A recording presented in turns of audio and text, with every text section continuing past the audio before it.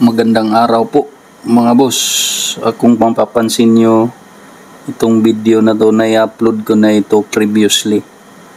At ito yung tinatawag na PS-tag na ginanap sa SMX noong August 15 to 17. So gusto ko lamang po na i-share ang experience ko dito.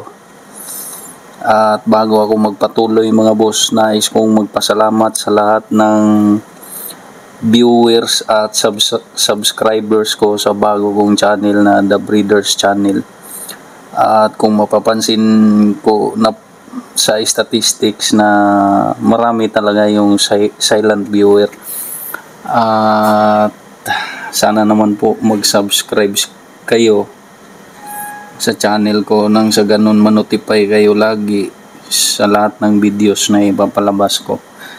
At maraming nanonood sa videos natin tungkol sa highly inbred na manok na super ang lakas ang palo, episode 1 and 2. Actually mayroong pang mga kasunod yun, kaso lang hektik tayo sa schedule sa trabaho natin, kaya hindi natin magawa na ma-share pa yung mga pamamaraan ko at experience ko sa inbreeding na napakaganda ng resulta. At yun nga, gusto ko ring pasalamatan based sa statistics ng channel ko na may viewers ako sa US na 3.5%, 2.5% sa Canada. Maraming salamat sa mga kababayan natin na nasa ibang bansa, kasi yung US, dyan talaga nanggagaling yung mga magagaling na manok sa Pilipinas. US based talaga yan, kumbaga mga imported lines, yun yung nag-upgrade ng mga bloodlines dito. So shout out sa inyong lahat at sana nasa mabuti kayong kalagayan, at sana huwag kayong magsawang manood sa mga videos ko at makinig sa personal experience ko about breeding. Yun nga, backyard lang ako. Mahiya sana ako ipakita yung mga ano ko doon. Napakaliit lang talaga ng yard ko. Magkasya lang doon mga 40 plus. Ano na yun, siksikan na talaga. So marami din akong mga namamatay na mga materialis doon, kasi tuwing umulan, ano yun, mataas yung tubig doon kasi low ground yun. Gustuhin ko man na magkaroon ng magandang pwesto, pero hindi natin may pagkakaila na kailangan talaga natin ng malaking budget, kasi sa game fowl kailangan mo talaga malaking lupain dito. So hindi talaga biro ang game fowl breeding mga boss. So talagang pag-isipan natin, kung backyard lang tayo, hanggang doon lang tayo. So kahit backyard lang din tayo, dapat maganda din yung mga palabas natin, nang sa ganun yun nga, may epekto din sa mga manok ng mga mayayaman. Kasi sa ngayon mga boss, napakahigpit na ng labanan ngayon, nagkalat na yung mga magagandang materialis at halos lahat marunong na in terms sa paghahanda sa mga masasarap na pagkain at saka mga gamot at bitamina na ibigay, available na sa market. So napakahigpit na ng labanan ngayon, kaya dapat talaga maging mitikuloso talaga tayo sa pagpili ng breeding material, at saka i-back trace talaga natin yung mga ano talaga bloodline na nagpapanalo, mataas yung porsyento sa panalo, nang sa ganun kumbaga mataas-taas yung chance of winning natin. at makapag-compete tayo sa mga malalaking labanan nang sa ganun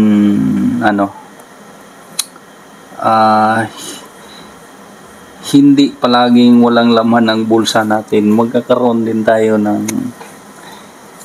kumbaga bawi-bawi, kasi wala naman talagang mag-dominate dito sa sabong. Ito yung kagandahan sa game foul, kasi walang mag-dominate dito, lahat may tsansa. Ikaw, ako, sila may tsansa. Kaya focus lang talaga tayo sa pag-aalaga ng manok natin, sa pag-breed natin sa kanila, tamang crossing at blending nila. At yung health talaga ang pinaka main factor dito. At yun nga, tayong mga backyard, wala tayong range area, so dapat magawa natin ng paraan na hindi tayo magtatamad-tamaran. I-rotate talaga natin yung mga manok natin nang sa ganun hindi sila mananatili sa isang pwesto lang. Kumbaga mag-initiate tayo na meron tayong fly pen tsaka running pen, nang sa ganun magkaroon sila ng stamina, at the same time ma-improve yung athleticism nila. At dito si Sir Nestor Bindibel ng Oliver Game Farm, I think ito yung may-ari ng yung ganador na rice brand, si Nestor Bindibel. At yun nga, ang daming breeder dito na nagdadala ng kanilang mga signature na mga palahi. At kanina dito na meron dito si dito si Sir Hermin Tibes, pinakita kanina. At si Sir Hermin Tibes, kababayan ko from Negros, kilala din yan si Sir Hermin tsaka yung papa niya dito sa lugar namin, na merong mga magagaling na palahi, where in fact nakuha din ni Sir Hermin ang championship, I think WPC or Pitmaster. Nag-champion siya. Yung kapartner niya, I think si RG Mia. Sulit din yung mga bloodline nila, Sir Hermin. And hope magkaroon din siya ng another champion pa. And then ito si Sir Randy Rabadon ng Imini Game Farm o Tabugon, Cebu. Napakasulit ng mga whites nila dito. May mga whites silang dala. Dito sila sumikat sa kanilang mga white na tinatawag nilang Iminis white. I think yung white nila, based sa interview na dinidisclose ni Randy Rabadon, na throwback daw ito ng Lemon o Boston. I'm not sure, but nasa dalawa lang. I think Lemon. Throwback daw ito. Ito yung nagpasikat sa kanila, yung Iminis white nila, yung mataas yung porsyento sa panalo. At ito lang din yung white na nakita ko na sa lahat ng white dito na napakasulit talaga. Perfect talaga yung balanse. Saktong-sakto yung istasyon tsaka tayo. Hindi talaga lugi yung pera mo dito. And then si Sir Reed Briones o Spartans Game Farm, dala-dala nila yung signature nila na black na nagbigay sa kanila ng pangalan. At yun nga, palagi kong sinasabi mga boss, na para magkaroon tayo ng signature line talaga natin, signature na kulay, iwasan talaga natin na mangungulikta ng iba't ibang bloodline nang sa ganun matutukan talaga natin ang proper crossing and blending sa kanila. Marami namang mga off color na pwede nating kung saan lang talaga tayo hiyang, pero kung may mga solid line na tayo sa yard natin, yun na lang yung natin i-develop talaga natin, kasi alam na natin na nagpapanalo sila, so i-develop natin yun. So yun nga, balik tayo sa inbreeding. Sa inbreeding lang talaga natin makuha ang uniform yung kanilang kulay, mukha, estilo, fighting style. Doon lang talaga sa inbreeding, kasi pag two-way kalat talaga mga boss, kalat. Hindi mo matansa kung saan nahugot, sa papa ba o sa mama. Hindi pa talaga natin makitaan ng uniform na fighting style. Pero pag binalik na natin sa papa ba o kaya sa mama, magkakaroon na ng uniform yung fighting style tsaka yung kulay. Tsaka wag din natin kalimutan na i-consider natin yung comb nila. Kung gusto nyo straight comb lang talaga din yung piliin na pullets o kaya bullhen. Doon lang talaga. Kung picom to picom, so nang sa ganun makapagpalabas tayo ng uniform, huwag natin paghaluin yung picom tsaka straight comb, kasi nasa picom talaga yung magagandang pagmumukha compare sa straight comb, kasi mga malalaki yung ulo ng mga straight comb. Bihira lang yung straight comb na hindi malaki yung ulo. So dapat talaga mga boss na magiging metikuloso tayo, dahil napakahigpit na ng labanan ngayon sa game foul. Yun nga, may nag-comment sa videos ko na bakit daw ako nagpunta dito, na marami naman daw magagaling na manok sa Negros. Yun nga, wala nga sa plano ito mga boss na magpunta talaga ako dito. Nagkataon lang talaga na nagpunta ako ng Luzon dahil sa work related na kailangan kong puntahan, and then nagkataon na may piyestag pala, so nag-pass by ako dito. Isang araw lang ito, second day ako nakapunta, at kinabukasan bumalik na rin ako sa bayan ko. So sa nag-comment, wala talaga akong pakay na magsadya dito mga boss. At saka sabi niya, ba't ako kukuha daw ng mga manok dito sa Luzon na marami sa Negros. Oo nga, totoo yun. Pero kung mapapansin natin mga boss, nandito sa Luzon yung mga mabibigat na labanan. Kumbaga yung mga breeder dito sa Luzon, kakaiba din yung mga palabas nila compare sa mga breeders ng Visayas. So mapapansin natin sa malalaking labanan na unti-unti na rin nagdo-dominate ang mga Luzon breeder. So kagaya ng Sagupaan breeder mga boss, si Sir P.A. Patrick Antonio, grabe yung manok niya. Hindi mo pwedeng sabayan ang manok ni Sir Patrick sa itaas. Talagang may kalalagyan yung sa atin pag yung flight niya, hindi talaga yung mag-flight yung sa atin na talagang magagaling yung mga manok ni Sir Patrick. Kung makikita natin, magaling parang papasukin yung kalaban sa kawan para sumabay sa manok, sumabay sa itaas yung manok natin. Matapat kay Sir PA, nako, patay talaga. grabe yung selection niya. Tsaka kasi yung partnership din yan, dun yan kumukuha ng manok kay ano yung breeder ng Davao, yung Isip Stallion. Sino ba yun?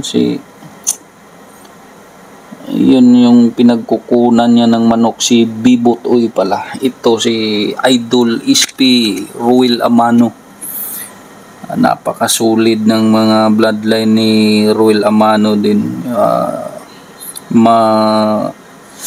Mapapansin mo, isa itong YouTuber noon, backyard lang ito pero iba pala yung ano niya, mataas yung expectation niya sa game farm, sa game fowl.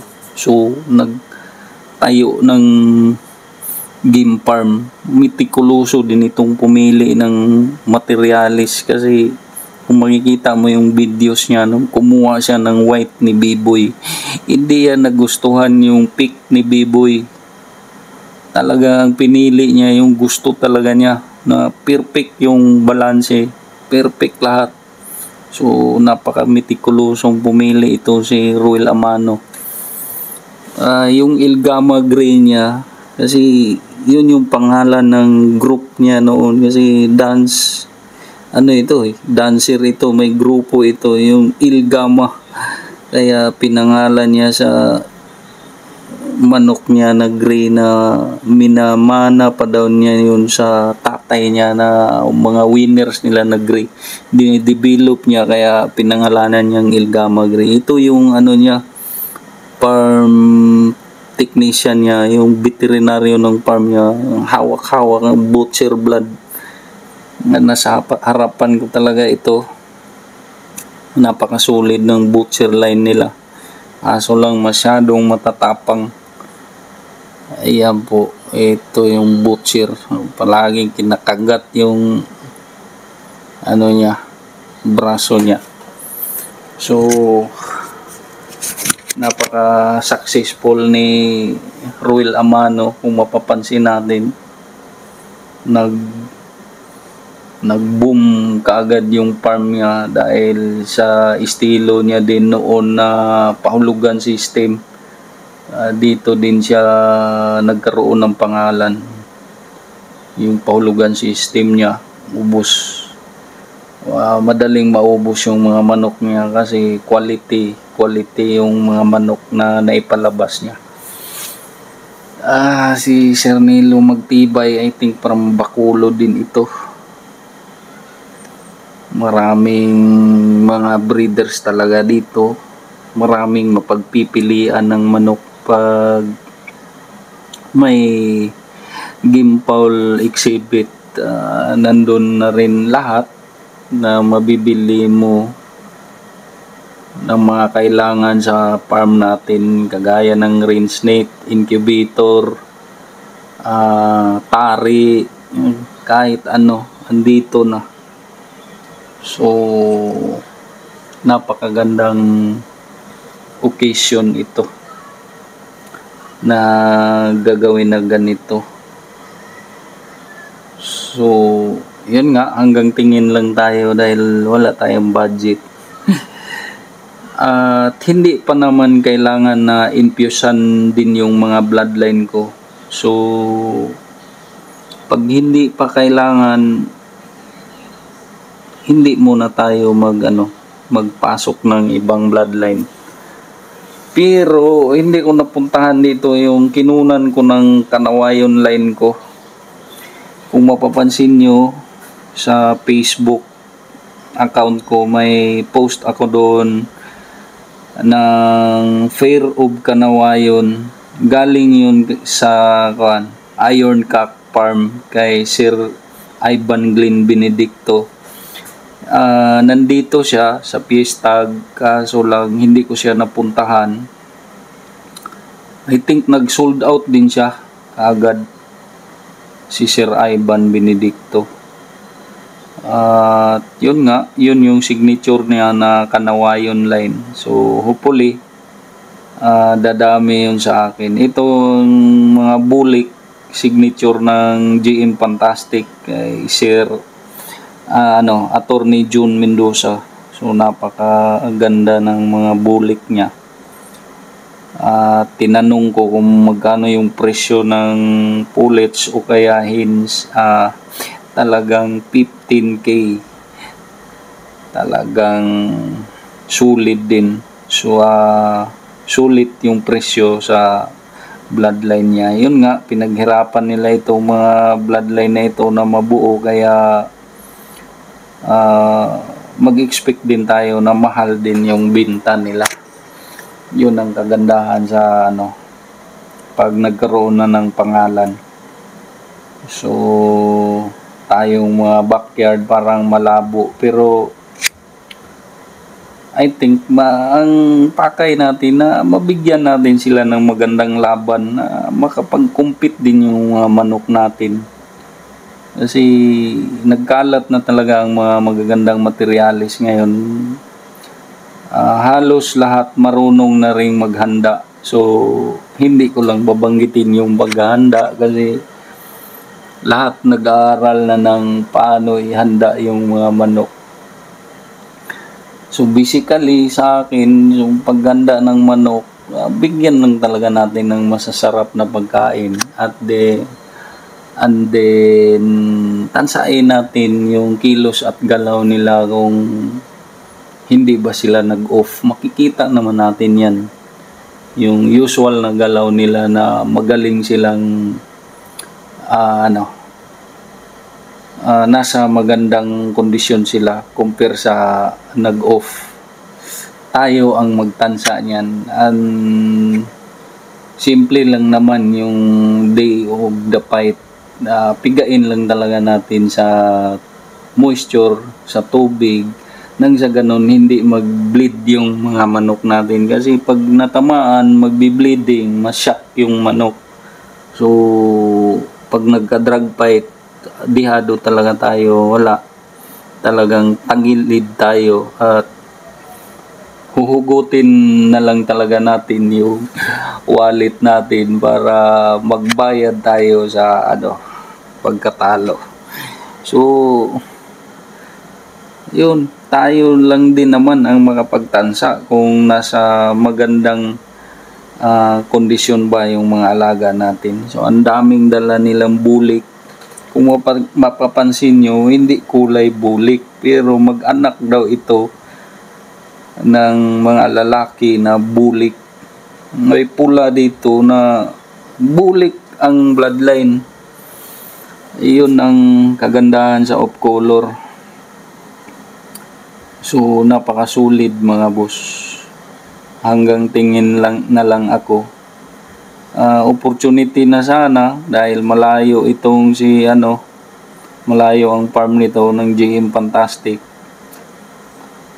Kaso lang wala tayong pera. At yun nga, hindi pa naman masyadong deteriorated yung bloodline ko. So kailangan hindi ko pa papasukan ng no need pang pasukan ng ibang line. At kung mapapansin nyo sa video ko na highly inbred na manok na super ang lakas ng palo, karamihan doon blue legs, kasi sarili kong timpla na hats na tinatawag ko na devil hats, kasi kakaiba din yung estilo nila. May talino din, maangat, magaling mamaa, tsaka maganda yung buto at tsaka high station. Yun yung nagustuhan ko sa mga hats na yun, na sarili kong blend. Sarili ko talaga yun. At tinatawag ko yun at pinangalanan na devil hats. Kasi devil talaga sila kung mamalo. So, unti-unti ko nang pinaparami yun.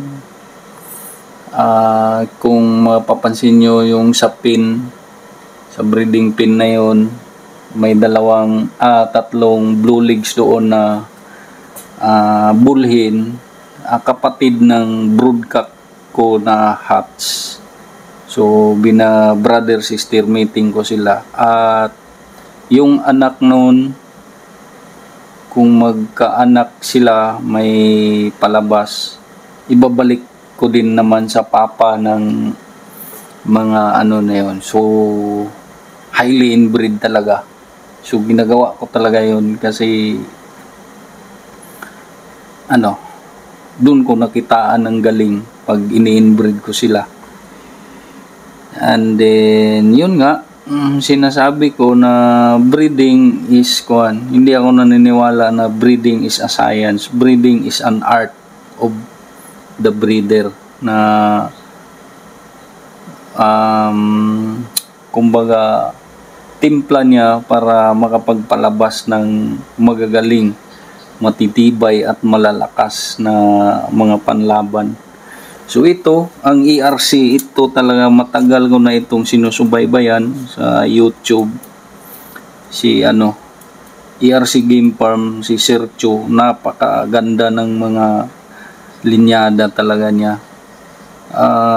Basically, ang base blood nito is Red Farm kasi matalik na kaibigan ito ni Edwin Arañez.